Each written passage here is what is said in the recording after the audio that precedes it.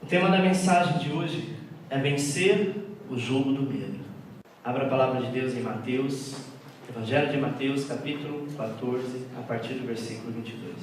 Diz assim: logo em seguida, obrigou os seus discípulos a entrar no barco. Vamos ler até aqui, todos juntos, depois eu continuo até a vírgula, amém? Logo em seguida, obrigou os seus discípulos a entrar no barco e passar adiante dele para o outro lado, enquanto ele despedia as multidões. Tendo despedido, subiu ao monte para orar à parte. Ao anoitecer, estava ali sozinho. Entre mentes do barco já estavam muitos estádios da terra, açoitado pelas ondas, porque o vento era contrário. A quarta vigília da noite, foi Jesus ter com eles, andando sobre o mar. Os discípulos, porém, ao vê-lo andando sobre o mar, assustaram-se e disseram: é um fantasma, e gritaram de medo. Jesus, porém, imediatamente lhe falou, dizendo: tem de bom ânimo, sou eu, não temais. Respondeu-lhe Pedro: Senhor, se és tu, manda-me ir ter contigo sobre as águas. Disse ele: vem. Pedro, descendo do barco e andando sobre as águas, foi ao encontro de Jesus. Mas sentindo o vento, teve medo, e começando a submergir, clamou: Senhor, salva-me. Imediatamente estendeu Jesus a mão, segurou-o e lhe disse: homem de pouca fé, por que duvidaste? E logo que subiram para o barco, o vento cessou. Então os que estavam no barco adoraram-no, dizendo: verdadeiramente, tu és o Filho de Deus. Preste atenção que nós começamos a ler o texto, em que o texto diz que Jesus obrigou os seus discípulos a entrar no barco. Ele não disse assim: olha, por favor, olha, vai lá, faz o que eu estou mandando, né? A palavra obrigou dá a impressão até que ele foi rude, radical. Não é isso. É porque ele conhecia os discípulos que tem, e ele sabia que aqueles discípulos por muitas vezes ficavam questionando: mas Senhor, por que tem que fazer isso? Não é assim? Senhor, por que tal coisa não aconteceu? Tem coisa que Deus não pode nos explicar, mas Ele diz: entra no barco, vá, continua a sua caminhada, porque vai vir momentos que eu não vou poder te dizer, mas no momento da adversidade, da tempestade, você vai ver que eu estou contigo. Porque se Jesus falasse: olha, vocês vão entrar no barco, eu vou despedir o povo aqui, vou subir no monte para orar, e vocês vão, sabe, quando for a quarta vigília da noite, aproximadamente, né, eu vou encontrar vocês. Só que eu vou encontrar vocês numa situação difícil. Vocês vão estar com medo, vocês vão estar desesperados, porque o vento vai estar muito forte, a tempestade vai chegar, mas fique em paz porque eu vou chegar lá. A maioria dizia: não, então faz assim, a gente espera o Senhor. Agora não. Eu acho, Senhor, que estou sentindo que eu devo ir depois. Nós somos assim. Então tem coisa que Deus não nos dá satisfação, porque se Ele der, a gente coloca o nosso dedão lá de intrometido e damos a nossa opinião, dizendo: não, mas eu acho. Eu quero te dizer, amado, que neste ano apostólico da aliança com Deus, o chamado de Deus é para andarmos sobre as águas. Amém. Amém? Se Jesus falasse para Pedro: olha, vai ter um determinado momento que eu vou chegar e vou te dizer: vem Pedro, e você vai começar a andar por sobre as águas. Essa parte Pedro iria gostar, mas você ia ficar com medo da tempestade, olharia para o vento, olharia para a tempestade, você começaria a filar. Quando você estava quase morrendo, eu puxo a tua mão. Pedro ia dizer: essa parte eu não gostei, pula. Não é assim? Sabe quando você está vendo uma coisa muito chata, principalmente se for um filme, você fala: passa para frente, essa parte eu já sei, muito chato, vamos para outra.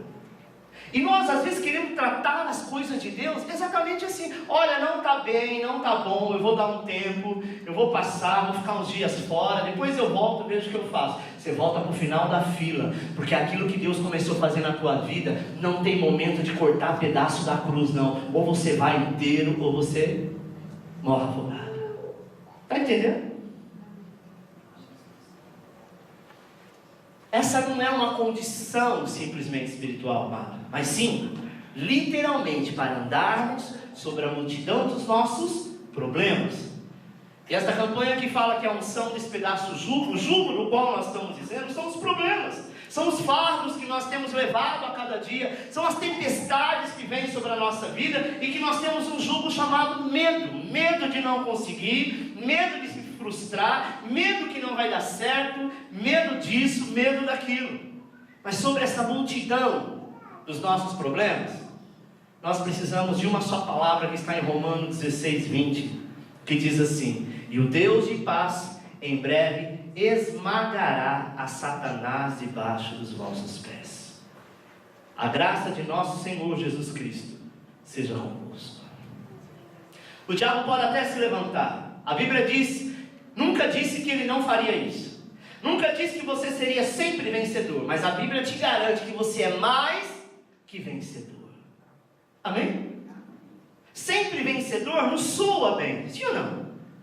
Olha, eu serei sempre vencedor. A Bíblia vai além disso. Ela diz que você é mais do que vencedor. Então você vai vencer muitas vezes, porque o Senhor que te chamou, o Deus da paz, esmagará Satanás e toda seta inflamada que ele lança sobre a tua vida debaixo dos teus pés. Hoje você chora, mas a palavra de Deus diz que o choro pode durar uma noite inteira, mas a alegria vem ao romper da manhã e tu se alegrará. Glória a Deus.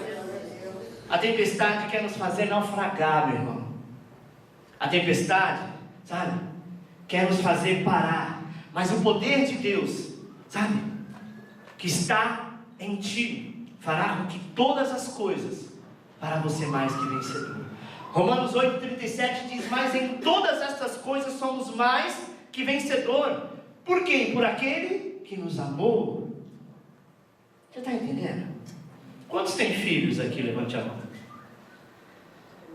Mais ou menos a gente sabe que os nossos filhos vão passar no dia a dia, não é? Nós passamos, nós vivemos. Se fosse possível, você teria condição, se você pudesse, claro, só que nós não podemos, desviar os nossos filhos de alguns caminhos para que eles não tropeçassem e caíssem, não é? Às vezes a gente até tenta fazer isso. De que maneira? A gente corre atrás e diz assim: olha, não vai, não faz. Olha, o pai fez isso, a mãe fez isso, seu tio fez isso, a avó fez isso, aconteceu isso. E os nossos filhos dizem que nada, comigo é diferente. Só que é tudo igual, quebra a cara do mesmo jeito. E às vezes a gente começa a se culpar dizendo assim: poxa, se eu pudesse, sabe, mudar, traçar o caminho para que ele não passasse por isso, seria melhor. Mas tem coisas que nós precisamos passar. Amém? Eu li um texto uma vez, e você já deve ter visto, de uma pessoa que estava vendo uma borboleta que estava se formando dentro de um casulo. Ela estava saindo e estava com muita dificuldade. Então o que ele fez? Ele, para ajudar aquele inseto, ele rasgou um pouco do casulo, porque ele falou: tadinha, né? Saiu uma parte da asa, a outra está enroscada, ela está fazendo tanta força, eu vou fazer a minha boa ação de hoje, eu vou ajudar ela a sair. E como de fato, ele achou que estava ajudando. E aí então, quando ela consegue se desprender do casulo, e que não fez a força necessária que precisava para fortalecer as suas asas, uma das suas asas ficou mirrada. E ela saiu então voando, não na beleza que ela deveria estar, mas ela saiu capengando e nunca mais foi a mesma coisa. Tem coisas que a gente fala assim: Deus, por que o Senhor não deu uma mãozinha? Por que o Senhor não foi lá, viu aquela borboleta sofrendo, tadinha, né? Nossa, como o Senhor é radical, não poderia ser um passe de mágica, sabe? Como o próprio pintinho tem o bico que quebra a casca do ovo e vai saindo lindamente. A borboleta poderia ser a mesma coisa, mas olha como ela é frágil. Olha as veias e os nervos que ela tem sobre as suas asas, é muito inferior a de um pintinho. Deus, o Senhor não poderia mudar? É exatamente por isso, amado. Para ela ter a força que ela tem, voar para onde ela vai, ela precisa ter muita força nessa asa. Precisa fortalecer os seus nervos, para quando ela sair de lá, ela saia com um lindo voo perfeito. Só que nós queremos cortar e adiantar as coisas. Talvez você diga: olha, na minha vida, se eu não tivesse sofrido tanto, eu não seria o que eu sou hoje. Como de fato, a gente só ganha algumas experiências quando a gente vence o medo, sabe? Porque se a gente for olhar, amado, em questão de medo, você não vive. Você não sai na rua, você não vai trabalhar, você não compra nada à prestação, porque você não sabe o que vai acontecer amanhã. Não é verdade? O medo, ele nos cerca de todas as maneiras. É isso que o diabo quer. Então o diabo tenta nos fazer naufragar. Amém? O diabo tenta nos fazer naufragar. João 10:10 diz o quê? O ladrão vem senão para roubar, matar e destruir, mas eu vim para que tenham vida e a tenham em abundância. Essa é uma promessa de Deus. Deixa o texto aí, por favor. O ladrão vem para roubar, matar e destruir. Mas eu vim. Esse eu vim, quem que está falando isso? Jesus. Ele diz, mas eu vim para que tenham vida e a tenham em abundância. Irmão, se isso não está acontecendo, alguma coisa errada está. Você está cortando alguma parte na tua vida. Você está com a história da borboleta, sabe? Quebrando alguns princípios. O ladrão, ele vem para roubar, para tentar fazer você ficar naufragando, para tentar deixar você cada dia mais envergonhado, sabe?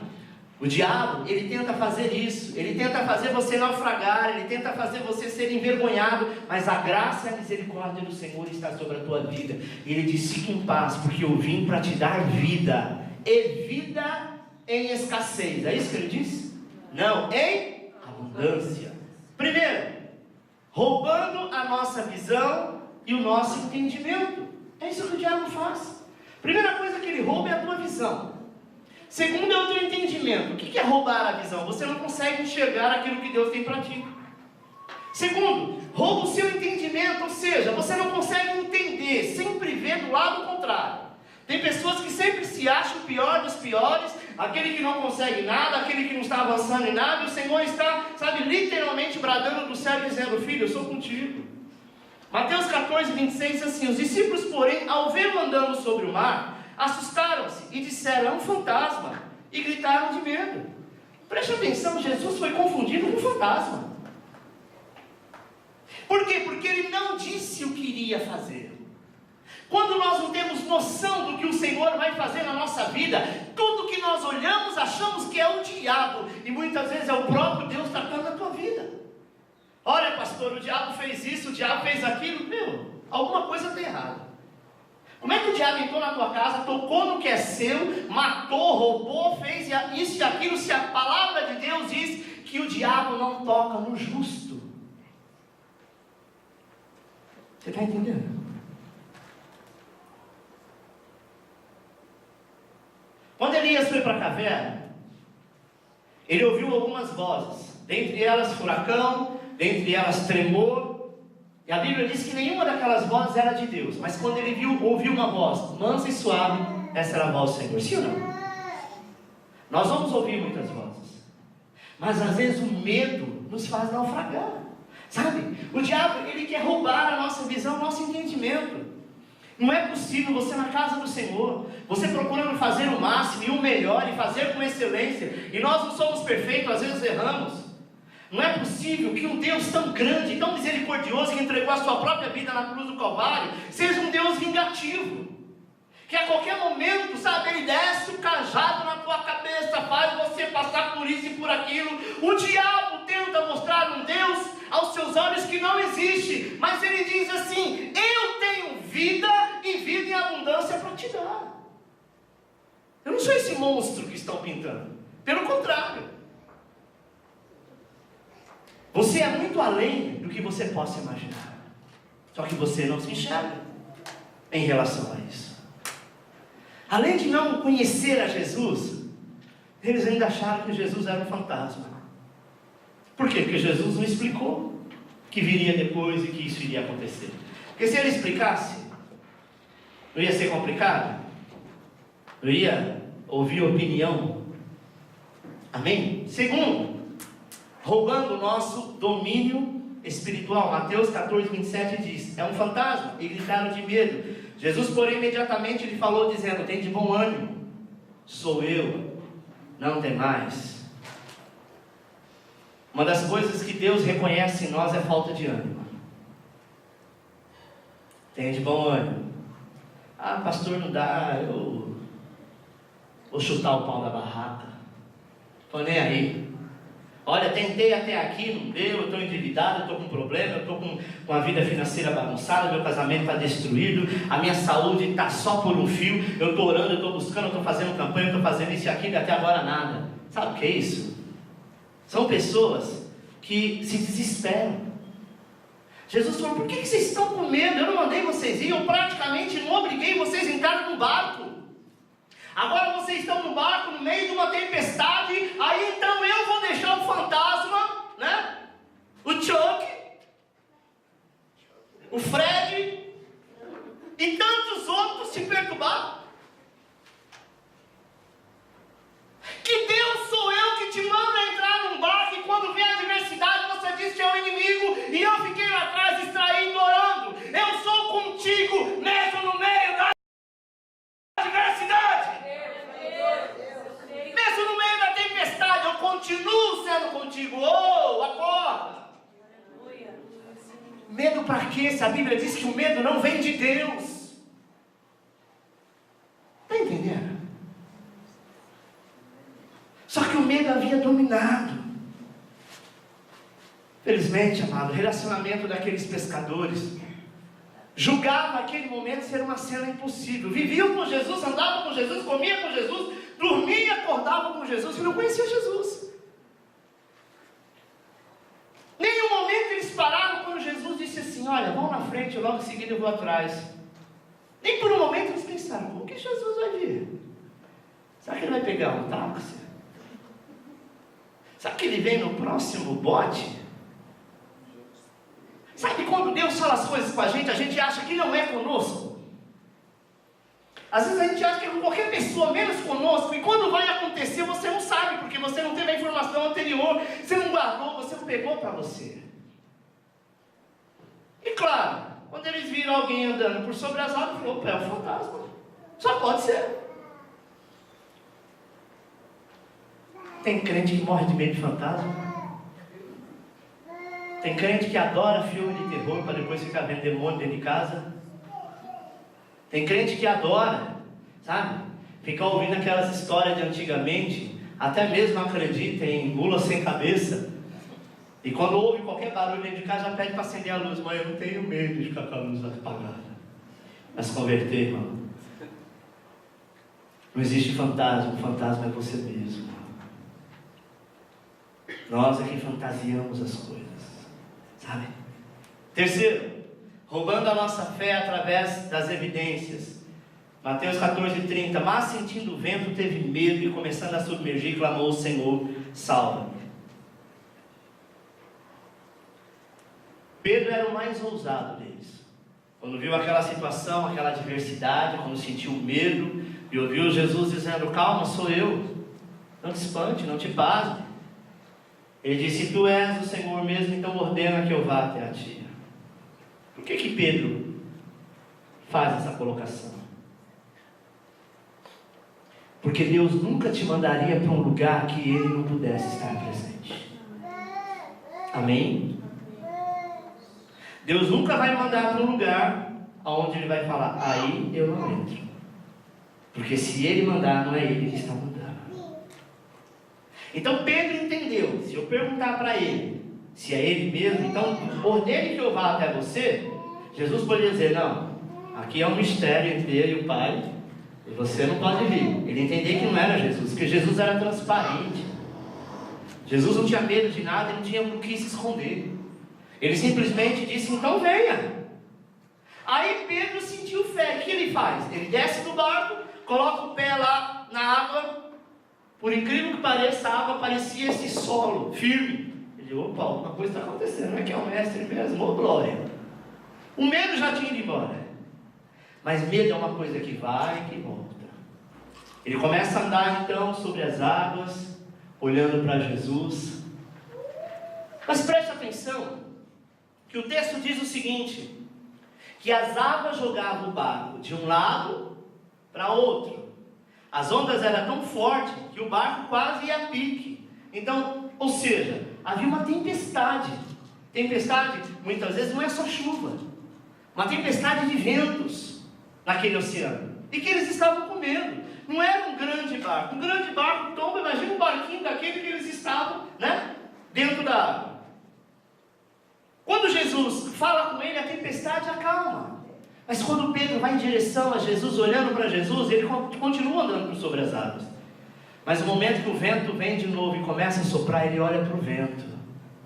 Ô amado, quantas vezes na tua vida você olhou para Jesus e caminhou por sobre as águas? Atravessou o problema, chegou do outro lado. Mas sabe que o vento, a Bíblia diz que ninguém sabe de onde ele vem, nem para onde ele vai. Ninguém sabe a hora que ele começa e a hora que ele termina. Vento é uma coisa inexplicável. E vento é considerado, por muitas vezes dentro da Bíblia, como o Espírito Santo. Ninguém sabe onde ele está. Mas uma coisa nós temos que entender: que enquanto você estiver olhando para Jesus, você vai ver o sobrenatural. Mas quando você olhar para o lado e ficar com medo das coisas que te cercam, infelizmente você vai cair, porque falta fé. Enquanto Pedro crê e olha para Jesus, ele viveu esse sobrenatural. Ele começou a andar por sobre as águas, que é uma coisa impossível. Na física, isso é impossível.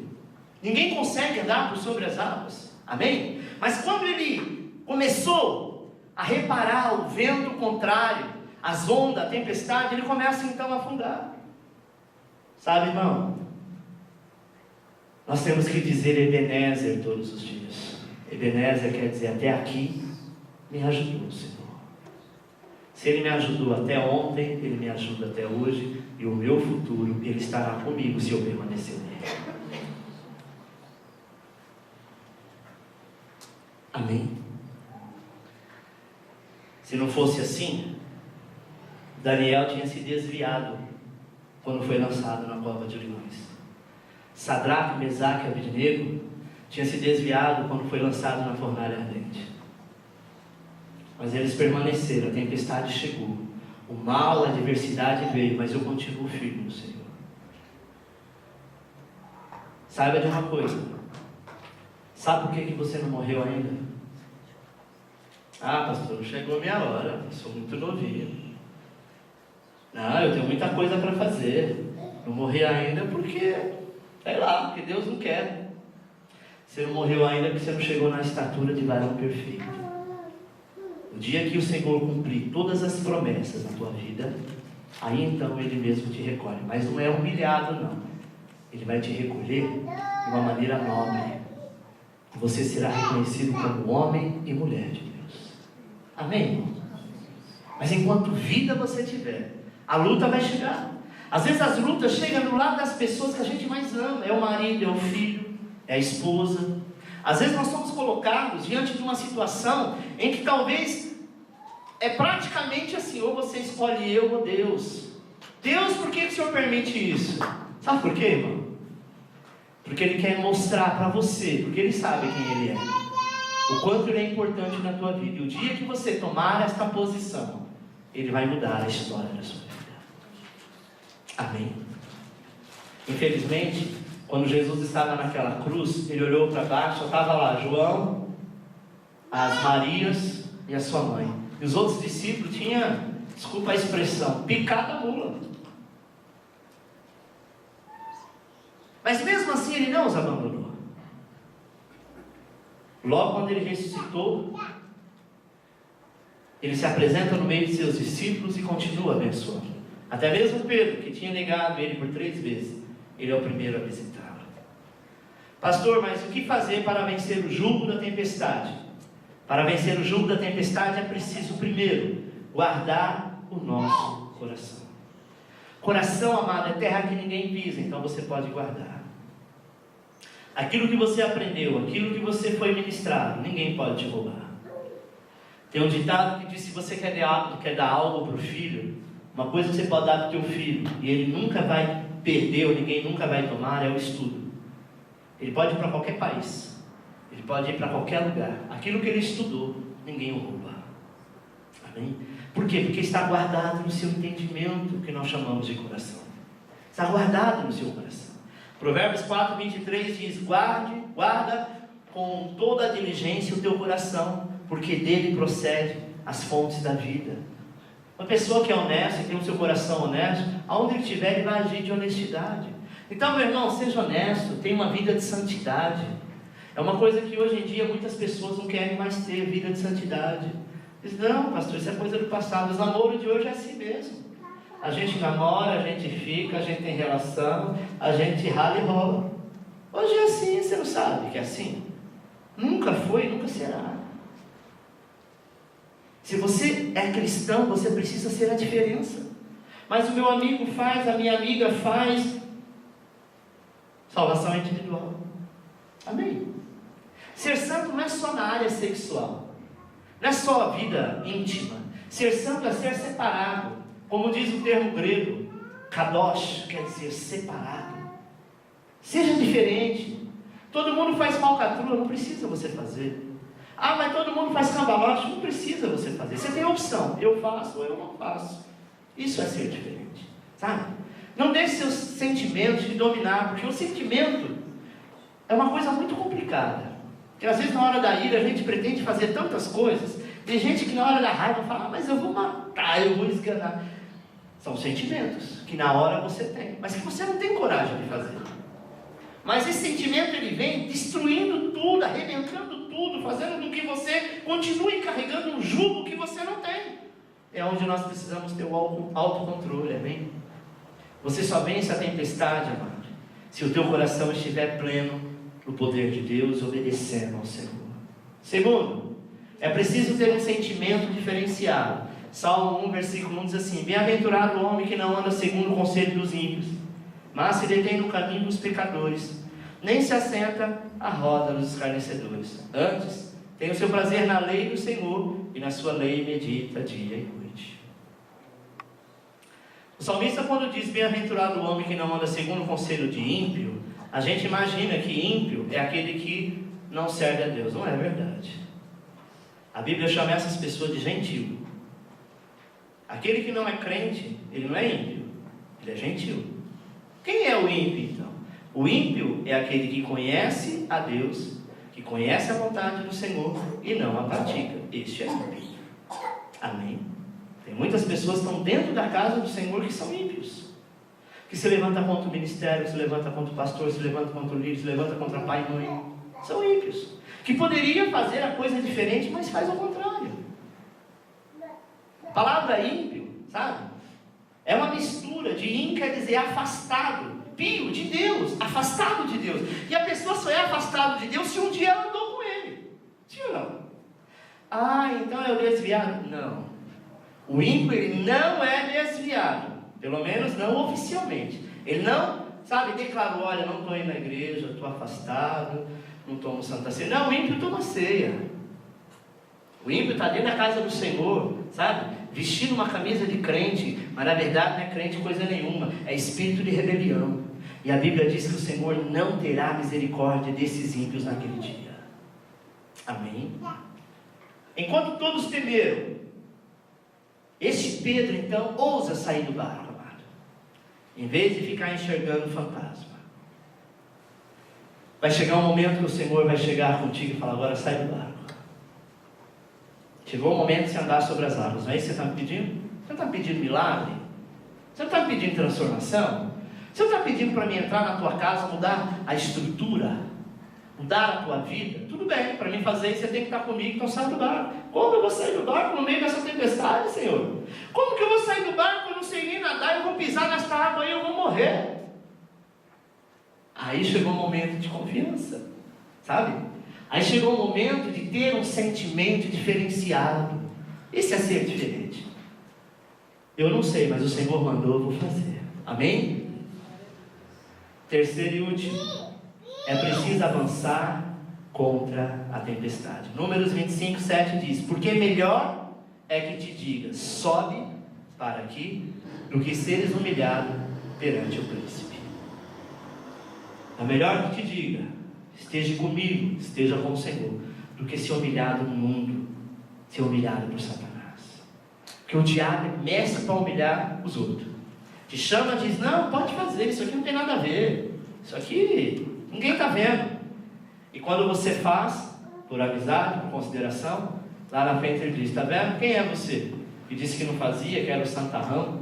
Aí, sabe, irmão, a nossa postura precisa ser de guerreiros, ser como Finéias, ser como Davi, que na guerra, na peleja, ouviram a voz do Senhor e foram à frente e venceram. Enquanto você ficar contemplando o problema, contemplando o jugo, sabe? Enquanto você ficar contemplando a maldição, a praga, a guerra, infelizmente você estará dominado por este mal. É importante que você avance, que você luta, pois chegou o tempo de andarmos sobre as águas. Tem gente que tem sonho, mas quando pede para orar pelo teu sonho, diz: ah, não, eu tenho um sonho que, sei lá, tem até vontade, mas acho que eu não vou conseguir, não tem nada a ver. Realmente você nunca vai conseguir. Porque você não tem condição de sonhar, e quando você sonha, você acha que não vai ser realidade. Não, isso é só sonho. Todo sonho é um princípio de realidade. Alguém um dia, para ser alguma coisa, ele sonhou ser. Alguém um dia sonhou em ser médico. Talvez ser o melhor cirurgião. Talvez ser o melhor oftalmologista, o melhor cardiologista, mas para isso teve um preço a pagar. Que no momento da sua conquista, teve vontade de desistir. Porque era dias que estavam todos os seus amigos indo para a balada e ele tinha que estudar, porque naquela semana era semana de prova. Os seus amigos foram, se divertiram, voltaram até bêbados. E você estava lá mergulhado naquele livro, só que lá na frente, a história muda. E é você que vai estar tratando dos amigos bêbados, que agora é enfermo, e que a balada não pode fazer mais nada. Então nós temos que ter um propósito, nós temos que ter um porquê, nós temos que ter sonhos. E aí então você vai andar por sobre as águas. Às vezes nós queremos que Deus abra o mar. Ele fez isso no passado, lá no Êxodo. Ele fez isso para tirar um povo que estava cativo de Faraó, cativo do diabo, escravo por mais de 400 anos, e colocou numa terra prometida. Ele fez isso contigo. O dia que o Senhor abriu o mar no meio, Ele abriu a tua mente, Ele cerrou a tua alma no meio e disse: agora eu vou abrir no mundo espiritual este mar de podridão, este mar de pecado, este mar de maldição, e vou fazer você passar pelo meio. Vou te colocar numa terra prometida que emana leite e mel. Vou levar você para um lugar onde eu mesmo assentarei no trono e reinarei contigo. Então você já está a caminho dessa terra prometida. Não é mais tempo de fazer o mar abrir no meio, agora é tempo de andar sobre as águas. Você está entendendo? É tempo, amado, de quando o problema se levantar, hoje você tem autoridade de andar sobre as águas.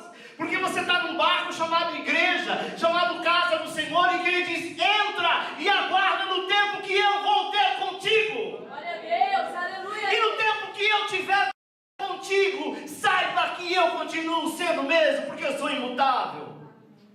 Eu sou o mesmo Deus ontem, sou hoje e serei eternamente. Amém? Então, se você está aí tristinho, angustiado, porque está com jugo, porque o fardo está pesado, a unção do Senhor vai quebrar e vai despedaçar todo o jugo. Avance, conquiste, ande por sobre as águas. Eu quero encerrar com uma oração que vai estar no quadro. Eu quero que você não apenas leia, mas que você declare isso sobre a tua vida. Amém, meu irmão? E põe em prática, porque eu sei que a sua alma será agraciada pela presença do Senhor. Levante a sua mão direita e vamos ler todos juntos. Amém? Eu vou estar lendo baixo, porque senão na gravação aparece só minha voz, para que apareça a voz de vocês e vocês possam ler algo, respeitando aí ponto e vírgula. Amém? Vamos lá? Hoje eu venço toda a tempestade na minha vida. Eu entendo que está acontecendo algo comigo, é porque Deus permitiu. E Ele nessa situação já me deu a vitória. Os meus sentimentos e o jugo do medo não me dominam, pois eu sou guiado pela palavra de Deus, que me diz: vem. Eu quebro o jugo do medo e saio desse barco de derrota através da unção e avanço sobre a tempestade para com ousadia viver o sobrenatural em nome de Jesus. Amém. Aplauda ao Senhor.